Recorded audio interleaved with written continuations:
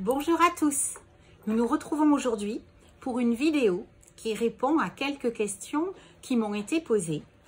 Quelle édition choisir quand on me demande d'acheter un livre? Ici, Les Fleurs du Mal de Baudelaire, que vous serez peut-être amené à lire cette année en première. Votre professeur vous demandera d'acheter un ouvrage. Mais lequel? Parce que les éditions sont nombreuses. Soit votre professeur a une édition favorite sur laquelle il compte travailler et à ce moment-là, il vous l'indique. Mais souvent, eh bien, comme il s'agit de grands classiques, on vous dit que de toute façon, le texte intégral est important et qu'il suffira que vous ayez un livre sous les yeux. Et puis, c'est le professeur de toute façon qui construit son cours. Mais n'oublions pas que ces ouvrages sont aussi des outils de travail pour vous à la maison. Et à ce moment-là, comment est-ce qu'on peut le choisir? Eh bien, il faut regarder l'édition critique qui est proposée. À la fin de chaque ouvrage, vous avez un dossier. Alors, c'est pour ça, chers lycéens, ne vous fiez pas à la longueur du livre. Il est gros, il est petit. Mais non, en fait, il y a le texte à l'intérieur et puis il y a souvent une introduction, des représentations iconographiques, des lithographies, des photos, des représentations de tableaux et puis un dossier. Et qu'y a-t-il dans ce dossier?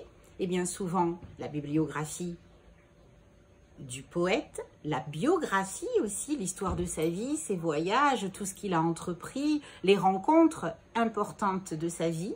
Il y a aussi, eh bien, le poète et son temps, parce que l'histoire littéraire est importante. Et vous voyez, pour Bibliolycée, chez Hachette, il y a un vrai tableau là de comparaison avec l'histoire littéraire et l'histoire de la France. Et ça, c'est quand même très important de pouvoir situer le poète à l'intérieur de son histoire.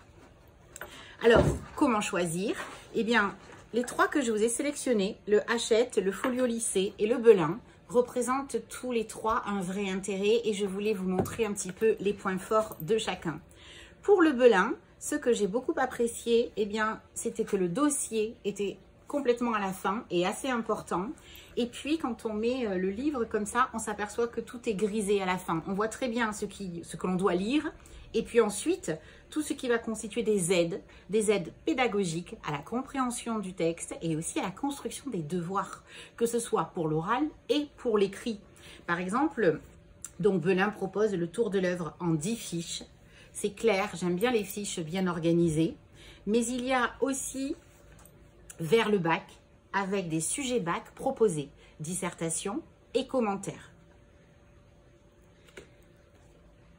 Il est quand même très bien fait. Ce que l'on peut voir aussi, c'est la représentation, le tableau qui est mis en première page. C'est un choix de l'édition. Et ça peut être aussi un sujet de réflexion avec votre professeur, mais aussi tout seul, se dire mais pourquoi on m'a donné ce tableau-là classique ou pas, en faire la recherche, le comparer avec l'œuvre. Mais certaines éditions prennent aussi le temps, la peine de vous mettre bien, des représentations, des tableaux. À ce sujet, le Hachette est recommandé parce qu'il y a vraiment de jolies représentations. Par exemple, un tableau, une étude de femmes de vue de dos d'Eugène Delacroix au XIXe siècle, puisqu'on est justement dans la section de la représentation de la femme chez Baudelaire, le dos étant très important, eh bien, on peut faire tout à fait en conclusion une ouverture pour l'oral, mais même pour l'écrit, une ouverture sur cette étude de Delacroix. Il y a aussi le portrait de Jeanne Duval, un petit peu dans le même esprit, mais cette fois qui a été dessiné par Baudelaire lui-même, avec des petites annotations. Et je trouve que c'est très intéressant d'avoir un petit peu un aperçu de cette femme qui l'a vraiment bouleversée, séduit, qui a été très importante dans sa vie. J'aime beaucoup la gravure d'Hendrik Goltzus qui s'appelle Quis Evadet et qui date du XVIIe siècle et qui représente un petit peu cette fuite du temps, cette vanité. On retrouve l'empreinte des vanités baroques avec le crâne et le bébé et puis la légèreté avec les bulles, etc. Et on peut très bien faire un lien, bien sûr, avec le poème. Cette culture artistique, picturale, liée à l'époque de la production de l'œuvre est très importante. Et vous, lycéens, vous devez être capable de faire des liens entre les poèmes, mais aussi eh bien, les représentations, les tableaux de l'époque. C'est très important et ça montre une ouverture de votre culture littéraire et artistique. Et on va l'attendre un petit peu de vous et en tout cas, ça va enrichir. Ce que j'aime dans l'édition Hachette, c'est qu'il vous présente l'édition de 1857, mais aussi celle de 1861, avec donc des ajouts qui ont été faits. Et c'est très, je trouvais intéressant de montrer ce rajout ensuite. Et ils font bien la différence entre les deux sections. Et enfin, voilà, une jolie photo de Charles Baudelaire. Photo cette fois, puisque c'était une des premières photos qui ont été faites du poète. Elle est très connue, on la retrouve dans de nombreux recueils par Nadar. Et on vous dit vers 1860. Donc, on était au milieu du 19e siècle. Voilà. Et enfin, pour finir avec l'édition Folio, j'ai apprécié notamment eh bien, les exercices bac corrigés parce que ça vous donne des exemples à suivre à la maison. Il faut s'entraîner. Vous n'aurez pas le temps dans l'année. Vous ferez des devoirs avec votre professeur. Vous ferez des devoirs en temps limité. Un bac blanc, parfois 2 dans l'année. Mais ça ne suffit pas. Le mieux, c'est de pouvoir faire aussi des exercices par vous-même. Et quand il y a la correction, c'est parfait. Vous regardez ensuite si vous étiez proche du but. Il y a un commentaire qui est très bien fait et qui est rédigé, classique de l'invitation au voyage. Mais il y a aussi une dissertation et aussi une explication de texte pour l'oral. Une analyse donc de correspondance, lecture linéaire et vous pourrez comparer un petit peu avec la méthode qui vous aura été donnée en classe et voir eh bien, si ça correspond, si vous l'avez bien acquise, poser des questions ensuite si vous voulez.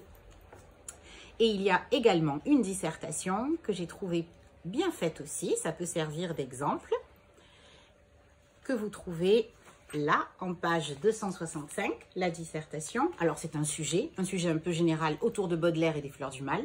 N'oubliez pas, j'en profite pour rappeler que la dissertation se fait sur œuvre désormais et donc sur une des œuvres au programme. Vous aurez une dissertation sur un objet d'étude, par exemple la poésie, et plusieurs sujets pour pouvoir correspondre eh bien, aux œuvres que votre professeur aura choisies. Ceux qui ont traité les Fleurs du Mal prendront le sujet des Fleurs du Mal, et puis les autres, peut-être les contemplations ou alcool, voilà, vous adapterez. Mais bien sûr, vous pourrez aussi citer d'autres œuvres à l'intérieur de votre dissertation, et cela l'enrichira.